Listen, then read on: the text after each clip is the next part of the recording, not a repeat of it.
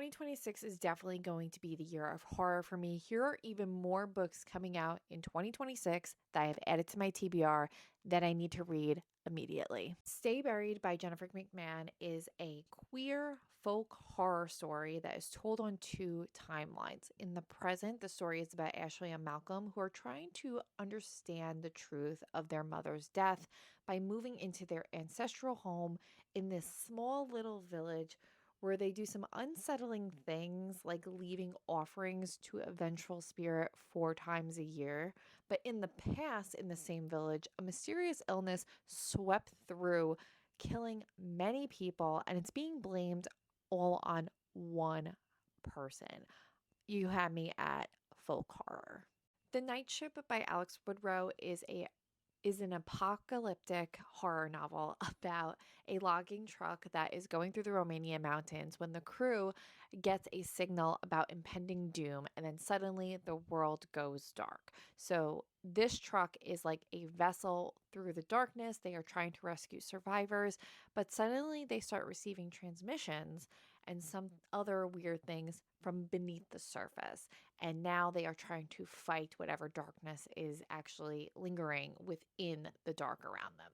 The Hive by Ronald Malfi is a strange Lovecraftian horror about a small town that suddenly becomes obsessed with these household objects that are left strewn on the front lawns of their homes after a storm.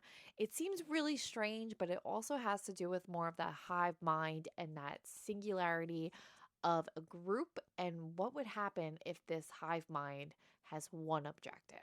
Little Wild by Laura Evans is the story about two young women in 1937 London who decide that they're going to run away from their English countryside to London to live together as lovers. When one of the young women's parents find out, they separate the two of them and bring her to a cabin in the woods where she must live with her estranged father.